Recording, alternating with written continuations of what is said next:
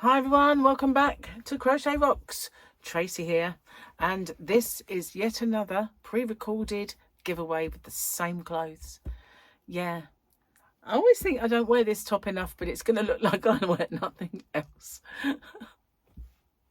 Anyway, so yeah, another giveaway, and boy is it beautiful. So I just have a few little announcements then. You're going to be sick of this announcement, but yeah, I'm doing last chance yarns, and I'll keep saying this because I want to get rid of them. And they're in my shop, hobbyrocks.co.uk. Link in the description box for that. I ship worldwide. It's weight based, so the smaller the package, the lighter the cost, and all tariffs are included. So all of my previous last chance yarns are still standing. If there's stock left, they don't go back up in price because I'm getting rid of them. I'm not saying I'll never stock some of them again, but I'm not going to at the moment. And I want to clear the decks, clear the space for some new stuff coming in. So last chance yarns stay last chance. If I do a yarn of the week, it doesn't always. So if you see a yarn of the week come up and you like the yarn, that price does not stay that price. But last chance yarns do. And if there's any of the previous ones left there, you'll find them in my sale or clearance sections of my shop. There's a link in the description box for it. So a massive thank you to every one of you. You are absolutely fabulous, wonderful. Really do appreciate each and every one of you. If you're watching me now, I mean you, because you do so much for me. You do all the watching of my videos, even if it's just my giveaways that you watch, if it's just my tutorials that you watch, if it's just my vlog that you watch, or my open with me's. Every one of you has my thanks, and these giveaways are my way of giving back. I appreciate all my members too, so thank you very much for becoming a member. And I'm going to do a members only giveaway soon. Probably film in a minute actually. So this yarn is lovely, and before I show it to you, I just need to give you the rules, and please don't skip them. There's something in those rules that if you don't do, you don't win. And not only that, they're very important. So I managed to record a little rule section which I can insert into my video, and you know, don't have to say them anymore, which is brilliant. Okay, so I used to mess them up all the time. So therefore then, here are the rules. Firstly, if you could watch this video in its entirety, it really does help me with the postage.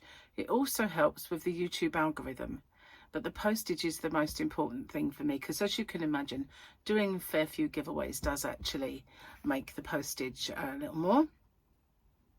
If you can like and share this video as well and hype it, I would really appreciate that, because that also does help my channel.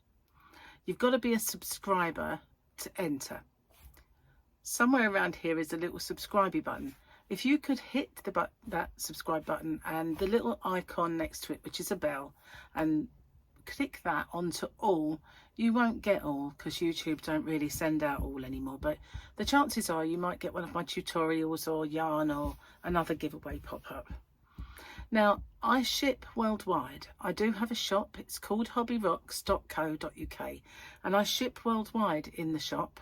So it's no bother for me just to add another parcel for collection. Just a little word on my shipping if you're interested in my shop. The tariff charges are all built into the postage, and the postage is weight based. So the heavier the parcel, the more it costs. The lighter the parcel, the lower it costs. And so I'm not liable for any duties or taxes once this gift leaves me, but I always say it's of no commercial value and a gift, and therefore that's never happened, and it's anyway underneath the threshold for most countries' tariffs. I don't know any that have got it that set that low. So anyway, what have you got to do? You've got to answer the question or questions that you guys have come up with, because I always get you to set the questions, and I love doing that. So you just got to answer the question and give me something called the phrase that pays. So what's that all about? It's my way of protecting you against scammers, because unfortunately there are scammers around. Excuse me.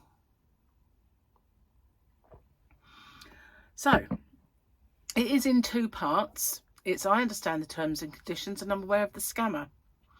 The terms and conditions of the rules, there are in the description box a nicely bullet pointed chunk of rules there. If you could watch them, just in case I forget any. And obviously, I just need to know you're aware of the scammer. So what they do is they put a little message underneath your entry saying that you've won, and there's usually loads of icons and emojis and everything else, a big fanfare of stuff, and then obviously a link for you to click. But as we well know now, links are a no-no. We don't do that. The only way I'll ever let you know you've won is by making a separate video. I choose the winner by the random comment picker, and then I do my checks, and that is to make sure the person is a subscriber, they've answered the question or questions correctly, given me that phrase that pays. Only then do I have my actual winner or winners. Standard YouTube rules apply, and YouTube's not affiliated to this giveaway. No company is either. All the prizes that I do are purchased with my own money. Okay, no one is affiliated. And as I said, the rules are in the description box, and along with the closing date. So I managed to get through that without making a mistake. That's pretty good. Welcome back. We can get on with the yarn now. So the yarn is fabulous, and I didn't think that at this time of year I'd sell much of this yarn, but I have been recently. You'll see why when I show it to you. It is King Cole Glitz, and I thought this was mostly going to be just Christmassy stuff, but I guess we need to sparkle a bit in the summer, don't we? Especially if we're making shawls. It's perfect for that. For those, if you've taken it on holiday, you want to sparkle a little bit. If you're just, you know, it's just gorgeous. It really is. So soft. They do an even softer one, believe it or not, a baby one, but this is soft enough. This is soft enough for a baby, believe it or not. So I don't know why they need to make two. 100 grams gives you 97% premium acrylic and 3% polyester, 317 yards or 290 meters. There you can 40-degree wash, but you've got to, oh, I don't know, cool, tumble, dry, which is odd. You can't iron it. There you go. There are the symbols, just in case I mess up, because I'm not a very symbol-y person. I'm not a symbol-y. This one's called Silver, or 565 is the number. Silver is gorgeous, and it really does look silver with that. Look at that sheen and that sparkle. Isn't it lovely? The way that just catches the light. It's beautiful. So there are 5 in this. They are from my personal stash, not my shop, because I got them to make Christmassy projects and I never got around to doing all of them. So I might as well pop some in the giveaway, because I can always get more. Always can get more of this. So what have you got to do then? Well, let me tell you. Let me put that in the done pile, because as I say, I'm batch recording. I've just hit an ad. There we go. Who did I finish with? Right. So I had Alley Cat, A-U-L-E Cat. Now I've got Alley Cat Crochet. I'm going to do a couple of people, maybe 2 or 3. So bearing in mind there's a few questions. What is your least favourite thing to do, thing to crochet? Or things? What is your least favourite thing or things to crochet? What don't I like crocheting much? Don't know. There's not much I don't like crocheting. I used to do a lot of character hats, but I don't really like doing much. Queen bee babies and stuff. Queen bee babies and stuff. What is the hardest project you've ever crocheted? Ooh, hardest. A shawl when I was a child. I made one for my brother's wedding. So, least favourite then. Was it least favourite? Least favourite thing and hardest thing. Got to do this one. Jen's Hobby Nook. Okay. If there were flying vehicles, would you use them or prefer to stay on the ground in a car? Flying vehicles.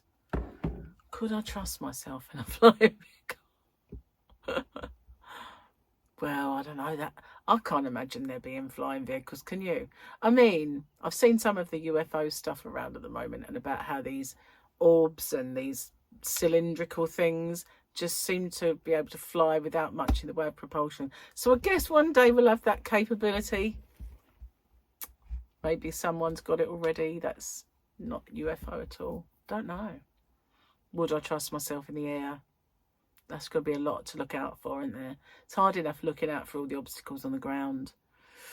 I don't know about that one. What about you? That's an interesting question. Thank you very much for that. So those are the 3 questions. Least favourite thing to crochet, hardest thing, or things that you least favourite thing or things, hardest, and flying vehicles. Don't think I'd trust myself in the air. I don't like flying anyway. So about flying vehicles, don't know. I think I'd stay on the ground. If everyone else is in the air, at least there'll be less traffic on the ground. Thanks for watching. I'll see you on the next one. Bye for now.